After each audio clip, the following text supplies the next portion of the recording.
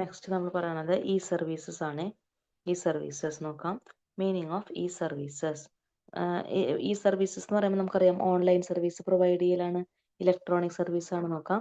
E services is also known as online services, refers to any information and services provided over the internet. ഇന്റർനെറ്റിലൂടെ നമുക്ക് ഓൺലൈനായിട്ട് services provide, ഇൻഫർമേഷൻസോ സർവീസസോ പ്രൊവൈഡ് ചെയ്യുന്നതിനെയാണ് നമ്മൾ ഇ സർവീസസ് എന്ന് പറയുക. The services not only allow subscribers to communicate with each other, but they also provide unlimited access to information. Unlimited access ആണ് നമുക്ക് പ്രൊവൈഡ് ചെയ്യുന്നത്.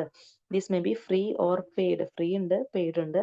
E-service comprises of the online services available on the internet, whereby a suitable transaction of buying and selling is achievable, as opposed to the long established website whereby only explanatory information are available and no online transaction is made possible.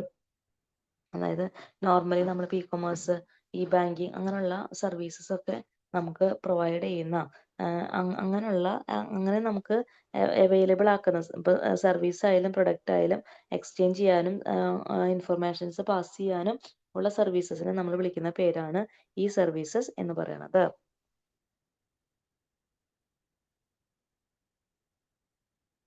പലതരത്തിലുള്ള ഈ services ഉണ്ട്. Booking system, നമ്മൾ reserve ചെയ്തിടുക, ഹോട്ടലൊക്കെ നമ്മൾ book ചെയ്തിടാറുണ്ട് അല്ലേ. അപ്പം അത് ഒരു ഈ സർവീസാണ്, ഓൺലൈനായിട്ട് നമ്മൾ ചെയ്യാറുള്ളതാണ്. ട്രെയിനിങ് കോഴ്സ്, അതായത് നമ്മൾ ട്രെയിനിങ്ങുകളൊക്കെ ഓൺലൈനായിട്ട് നമ്മൾ അറ്റൻഡ് ചെയ്യാറുണ്ട്, അങ്ങനെ പ്രൊവൈഡ് ചെയ്യാറുണ്ട്. Then electronic governance or E governance, നമ്മൾ തുടക്കത്തിലേ പറഞ്ഞ B2B B2C B2G ഒക്കെ ട്രാൻസാക്ഷൻ ഇല്ലേ, അതൊക്കെ. അപ്പം അങ്ങനെയുള്ള ഇതിനൊക്കെ നമ്മൾ വിളിക്കുന്ന പേര് ഈ സർവീസസ് എന്നാണ്. നമുക്കതിന് ബെനിഫിറ്റ്സ് നോക്കാം. കൃത്യമായിട്ട് ഒരു പോയിന്റ് ആയിട്ട് കൊടുത്തിട്ടുണ്ട്. അസസിങ് ഗ്രേറ്റർ കസ്റ്റമർ ബേസ്, കസ്റ്റമേഴ്സിന് എന്താ പറയുക, ഇവിടെയുള്ള ആളുകൾക്കും എവിടെ നിന്ന് വേണമെങ്കിലും നമുക്ക് ആക്സസ് ചെയ്യാം. ദെൻ ആക്സസ് ചെയ്യാൻ പറ്റും. അതുപോലെ തന്നെ ഒരുപാട് ആളുകളെ അറ്റ് എ ടൈം നമുക്ക് ഇതിൽ കോർഡിനേറ്റ് ചെയ്യാൻ പറ്റും. പിന്നെ നല്ല മാർക്കറ്റ് റീച്ച് കിട്ടും. അപ്പോൾ പ്രൊഡക്റ്റുകളൊക്കെ ആണെങ്കിൽ പെട്ടെന്ന് ഡെലിവറി ചെയ്യാനായിട്ട് സാധിക്കും. ദെൻ കോമ്പറ്റീഷനെ നമുക്ക് ഫേസ് ചെയ്യാനായിട്ട് സാധിക്കും. 24/7 ഡെലിവറി ആണ്, സർവീസസ് ആണ്.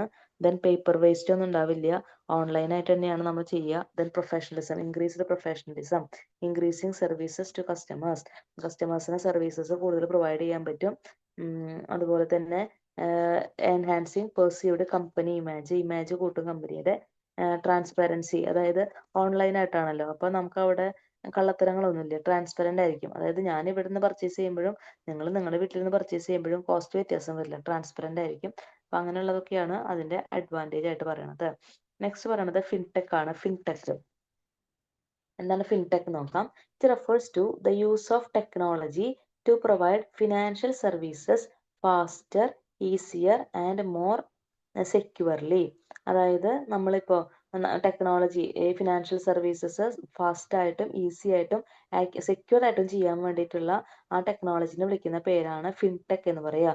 എക്സാമ്പിൾ പറയുകയാണെങ്കിൽ നമ്മുടെ mobile banking, online payment secure ആയിരിക്കണം അല്ലേ. ക്രിപ്റ്റോ കറൻസി, അതായത് നമുക്ക് സെക്യൂർ ആയിരിക്കണം. അപ്പം അങ്ങനെയുള്ള ടെക്നോളജി യൂസ് ചെയ്യുന്നതിനെ വിളിക്കുന്ന പേര്, അതിനൊക്കെ വേണ്ടിയിട്ടുള്ള ടെക്നോളജി, നമ്മുടെ ഫിനാൻഷ്യൽ ട്രാൻസാക്ഷൻ സേഫ് ആക്കാൻ വേണ്ടിയിട്ട്, സെക്യൂർ ആക്കാൻ വേണ്ടി, ഫാസ്റ്റ് ആക്കാൻ വേണ്ടി യൂസ് ചെയ്യുന്ന ടെക്നോളജിനെ വിളിക്കുന്ന പേരാണ് ഫിൻടെക് എന്ന് പറയുന്നത്. ഇനി ഫിൻടെക്കിൽ യൂസ് ചെയ്യുന്ന ടെക്നോളജി ഏതൊക്കെയാന്ന് നോക്കാം. ഒന്ന് AI, artificial intelligence technology use ചെയ്യുന്നുണ്ട്. സാധാരണ നമ്മൾ പല രീതിയിൽ ഇത് യൂസ് ചെയ്യുന്നുണ്ട്. All algorithms can be used to predict changes in the stock market and give insight into the company. അതായത് ഇപ്പോൾ ഓൺലൈനായിട്ട് പർച്ചേസും ഇതൊക്കെ ചെയ്യുമ്പോൾ നമുക്ക് സ്റ്റോക്ക് മാർക്കറ്റിലൊക്കെ ആണെങ്കിൽ അതിൻ്റെ കാര്യങ്ങളൊക്കെ അറിയണം അല്ലേ. അപ്പം അതിനൊക്കെ നമുക്ക് AI ടെക്നോളജി യൂസ് ചെയ്യുന്നുണ്ട്. ദെൻ ചാറ്റ്ബോട്ട്സ്.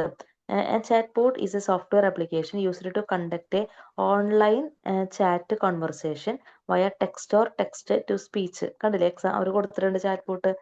അപ്പോൾ അങ്ങനെയുള്ള ആ രീതിയിലുള്ള സർവീസസും നമുക്ക് പ്രൊവൈഡ് ചെയ്യാൻ പറ്റും. Then big data. Another technology that a financial institution can utilize. In the finance sector, big data can be used to predict client investment and market changes and create new strategies and portfolio. അതായത് ഒരുപാട് ആളുകളെ അവരുടെ റിയാക്ഷൻസും മാർക്കറ്റിലെ അവരുടെ അപ്രോച്ചൊക്കെ അറിയാൻ വേണ്ടിയിട്ട്, എന്നാലും നമുക്ക് പ്രിഡിക്റ്റ് ചെയ്യാൻ പറ്റുള്ളൂ, അതിനു വേണ്ടി യൂസ് ചെയ്യുന്നതാണ്. നെക്സ്റ്റ് പറയണത് robotic process automation. It's an artificial intelligence technology that focus on automating specific respective tasks. In terms of fintech, RPA is used to perform manual tasks that often are repetitive and completed daily. RPA help to process financial information such as accounts payable and receivable more efficiently than the manual process and often more accurately. അതായത് റിസീവബിൾസും പേയബിൾസും ഉണ്ടാവും അല്ലെ, കമ്പനികൾക്ക് കിട്ടാനുണ്ടാവും കൊടുക്കാനുണ്ടാവും, അതിനെ നല്ല വൃത്തിയിൽ analyse ചെയ്തെടുക്കുന്നതാണ് മെയിനായിട്ട് RPA. Next block chain ആണ്.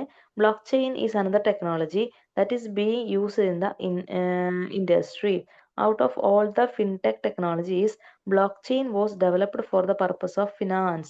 The main feature of blockchain is financial services is decentralization, where it is not required to trust a third party to execute transaction.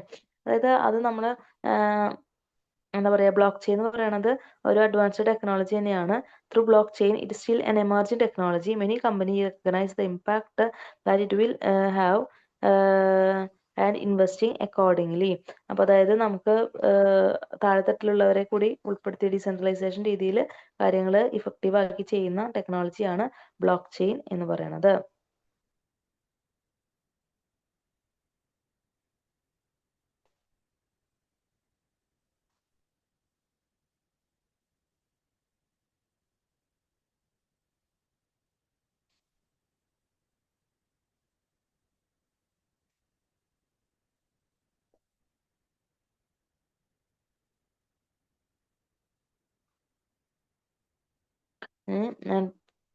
Next എന്ന് പറയുന്നത് ഓഫറിങ്സ് എന്തൊക്കെയാണ് ഒരു ഓഫർ ചെയ്യുന്നത് എന്നുള്ളതാണ്. Advanced currency and cryptocurrency, അത് ഈ പറയുന്ന fintech technology offer ചെയ്യുന്നുണ്ട്.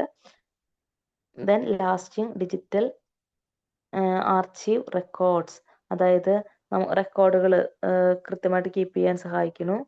Then manmade brain power and big data mining, അതായത് ടെക്നോളജി ഒക്കെ യൂസ് ചെയ്തിട്ട് നമ്മളെക്കാളും ഇഫക്റ്റീവായിട്ട് ഡാറ്റ ഹാൻഡിൽ ചെയ്യുന്നു.